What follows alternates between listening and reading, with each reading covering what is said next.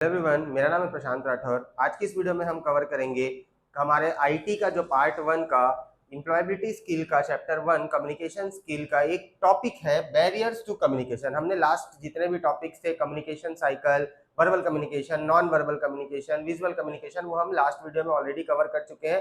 अगर आपने वो वीडियो नहीं देखा है तो कृपया उसको देख लेंगे। अब हम आगे, आज हमारा जो टॉपिक है वो है बैरियर्स टू कम्युनिकेशन। तो बेसिकली बैरियर्स होते क्या है? बैरियर्स बेसिकली होते हैं किसी भी प्रकार का रुकावट। जैसे कि हम किसी से कम्युनिकेट कर रहे हैं, किसी को अपना आइडियाज, किसी को अपना थॉट्स, अपना इंफॉर्मेशन एक्सचेंज कर रहे हैं, उसके बीच में किसी भी प्रकार से कोई रुकावट क्रिएट होती है, कोई बैरियर क्रिएट होता है, वो कहलाता है बैरियर्स टू कम्युनिकेशन। अब यहाँ पे हमारे पास कम्युनिकेशन बैरियर्स के बहुत डिफरेंट डिफरेंट टाइप्स हैं।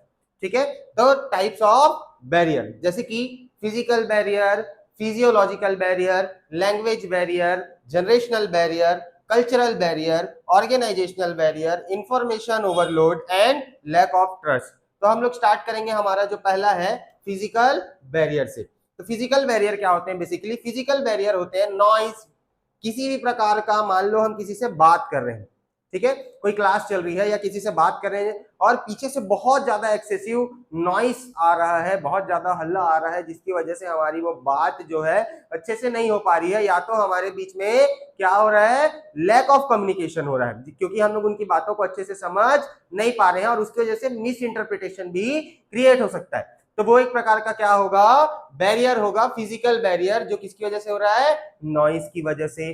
Then distance. अब डिस्टेंस क्या होता है? मान लो कि मैं यहाँ पे खड़ा हूं और कोई सामने वाला पर्सन है, वो मेरे से 10 मीटर 20 मीटर की दूरी पे खड़ा है, तो हमारी बातें बहुत प्रॉपरली हो पाएंगी, क्योंकि उनको मेरी बात सुनाई देगी और सामने वाले को क्या होगा, वो जो बोलेगा वो मुझे सुनाई देगा। लेकिन अगर वो मेरे से बहुत ज्यादा डिस्टेंस में खड़े हैं, 100 मीटर 200 मीटर, तो क्या मैं जो बात यहाँ पे बोल रहा हूँ वो उनको क्लियर सुनाई देगा?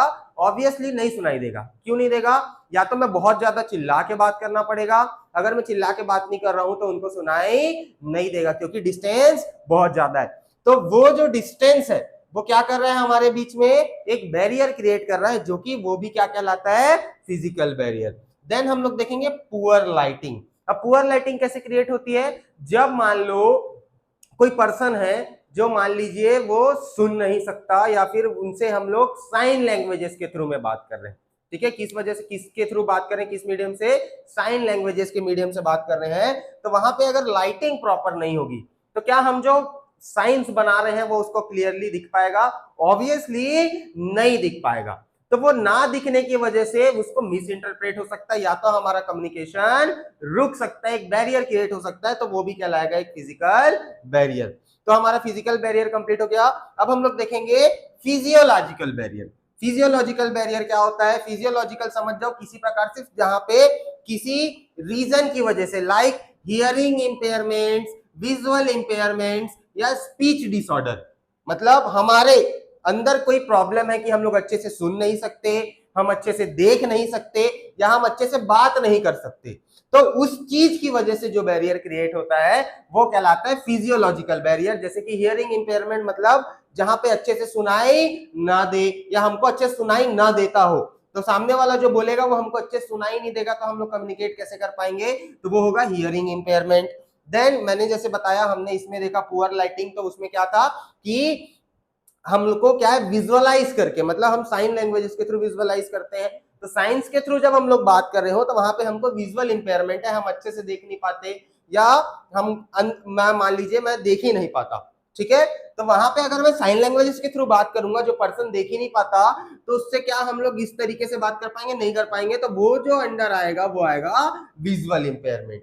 अब मान लो कि किसी को बोल के बात करने बोलेगा, बंदा क्या है, बोल ही नहीं सकता है, ठीक है, वो क्या है, गूंगा है, तो क्या वो गूंगा स्पीच का यूज कर पाएगा? ऑब्वियसली नहीं कर पाएगा, ठीक है, तो वो भी हो सकता है स्पीच डिसऑर्डर।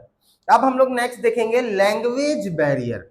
अब लैंग्वेज बैरियर आप सबको पता होगा कि डिफरेंट डिफरेंट जगहों पे अलग अलग लैंग्वेजेस यूज की जाती है। जैसे हमारा छत्तीसगढ़ राज्य का लैंग्वेज क्या है, छत्तीसगढ़ी, ठीक है, उसी प्रकार से बिहार में बिहारी यूज की जाती है, ठीक है, उत्तर प्रदेश में डिफरेंट लैंग्वेज होता है, ठीक है, अलग अलग कल्चर के अलग अलग लैंग्वेजेस होते हैं, लाइक जैसे अमेरिका में इंग्लिश बोली जाती है, ठीक है, तो वो क्या है, अगर मान लीजिए कि मेरा जो नेटिव लैंग्वेज है वो है छत्तीसगढ़ी, ठीक है, और अगर कोई सामने वाला पर्सन जिससे मैं बात कर रहा हूं उसका नेटिव लैंग्वेज मान लीजिए उसका क्या है, उसका मान लीजिए है इंग्लिश, ठीक है। अब उसको ना तो छत्तीसगढ़ी समझ में आती है और ना ही मुझे इंग्लिश समझ में आता है, तो क्या हमारे बीच में कम्युनिकेशन हो पाएगा? नहीं हो पाएगा। तो वही जो लैंग्वेज की वजह से जो बैरियर क्रिएट होता है वो कहलाता है लैंग्वेज बैरियर्स, ठीक है। अब हम लोग देखेंगे जनरेशनल बैरियर। जनरेशनल बैरियर क्या होता है बेटा? बेसिकली किसी भी जनरेशन गैप की वजह से, मान लीजिए कोई हमारे बड़े बूढ़े दादा होंगे, ठीक है, उन लोगों का जनरेशन के टाइम पे जो सिचुएशन थी वो बहुत डिफरेंट थी, हमारे टाइम पे जो सिचुएशन है बहुत डिफरेंट है, तो हमारे बीच में एक जनरेशन गैप क्रिएट होता है। तो वो जो जनरेशन गैप है उसकी वजह से हमारे बीच में कई बार लैक ऑफ कम्युनिकेशन हो जाता है। जैसे क्या होगा? कम्युनिकेशन स्टाइल डिफरेंट होना, उनके बोलने का तरीका अलग है, उनके कम्युनिकेशन करने का तरीका अलग है, हमारे कम्युनिकेशन का तरीका अलग है, जिसकी वजह से हमारे बीच में कई बार बातें अच्छे से नहीं हो पाती, ठीक है। बिलीव्स हमारे बीच में वो क्या करते हैं, आजकल के टेक्नोलॉजी पे ज्यादा भरोसा नहीं करते हैं, और हम लोग क्या करते हैं आजकल टेक्नोलॉजी को ज्यादा प्रेफर करते हैं, तो वो बिलीफ में हो सकता है, ठीक है। एटीट्यूड में डिफरेंस आना, उन लोगों का एटीट्यूड में डिफरेंट अलग होता है, हमारा एटीट्यूड अलग होता है, तो वो जो जनरेशन के बीच में जो गैप आता है जिसकी वजह से लैक ऑफ कम्युनिकेशन होता है या बैरियर्स क्रिएट होता है कम्युनिकेशन में, that is generational barrier. After generational barrier अब हम देखेंगे कल्चरल बैरियर के बारे में। What is cultural barrier?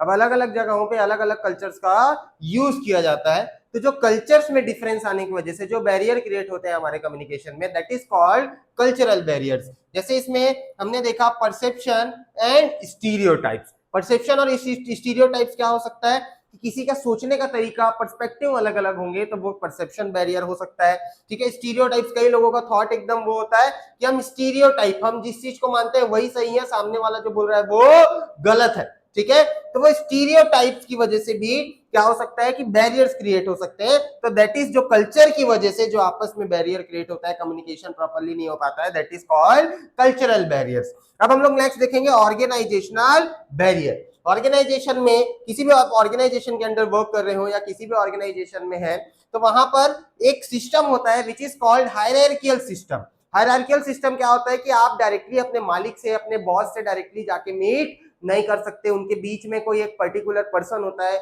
जिससे आपको कम्युनिकेट करना पड़ेगा, फिर आप step by step direct boss के पास नहीं जा सकते, स्टेप बाय स्टेप आपको बॉस से कम्युनिकेट करना पड़ेगा। तो वो जो बैरियर क्रिएट हो रहा है हमारे ऑर्गेनाइजेशन की वजह से, जो लैक ऑफ इंटरेस्ट हो रहा है, जो बैरियर क्रिएट हो रहा है, which is called hierarchical barrier, जो कि अंडर आता है ऑर्गेनाइजेशनल बैरियर। अब हम लोग देखेंगे information overload. Information overload basically क्या होता है? मान लीजिए कि मैं यहाँ पे एक ही साथ में आपको 3 चैप्टर कंप्लीट कर दिया, सीधा मैं आपको बैठाया वो 4 घंटे 5 घंटे की कंटिन्यू क्लास ले रहा हूं और एक ही साथ में 2-3 चैप्टर 5 चैप्टर आपको कंप्लीट करा दे रहा हूं, तो क्या एक ही बार में विदाउट टेकिंग ब्रेक आप उतने सारे चैप्टर को अपने दिमाग में बैठा लेंगे? ऑब्वियसली है बेटा, आप नहीं कर पाएंगे। आप क्या, मैं भी नहीं कर पाऊंगा, क्योंकि वो बहुत ज्यादा एक्सेसिव इंफॉर्मेशन मेरे को मिल रहा है। तो जो मैं कुछ कुछ चीजें मेरे को याद रहेंगी, मैं मेजर ऑफ द पॉइंट्स को भूल जाऊंगा।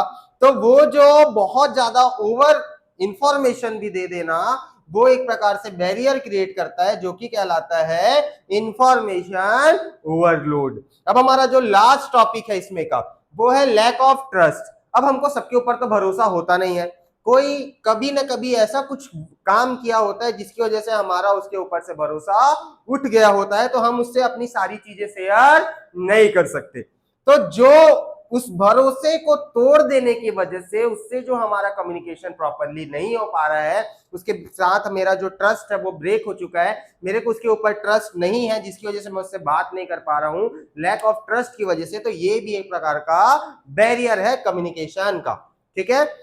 अब हमारा जो आज का वीडियो था उसमें हमने देखा barriers to communication, types of barrier, जिसमें हमने कौन कौन सा ये सारे बैरियर्स को कवर किए, ठीक है। कौन कौन सा कवर किया? Physical barrier, physiological barrier, language barrier, generational barrier, cultural barrier, organisational barrier, information overload and lack of trust. अगर बेटा आपको आज की वीडियो पसंद आई होगी और मेरा जो टॉपिक था वो आपको अच्छे से समझ में आया होगा, मेरे समझाने का तरीका अगर आपको अच्छा लगा होगा, तो आप लोग इस चैनल को सब्सक्राइब जरूर करें, अपने फ्रेंड्स तक शेयर करें और वीडियो को लाइक करते रहें, ताकि इसी प्रकार से इंफॉर्मेटिव और अच्छे आपके आईटी सब्जेक्ट से रिलेटेड हम वीडियोस लाते रहें। इसके अलावा भी अगर आपको कोई और सब्जेक्ट के वीडियोस चाहिए कि मैं आपको यहाँ पे समझाऊं, तो आप लोग कमेंट सेक्शन में मुझे बता सकते हैं। मैं उस क्लास से रिलेटेड, उस सब्जेक्ट से रिलेटेड वीडियो आगे आपके लिए लाता रहूंगा। Thank you so much.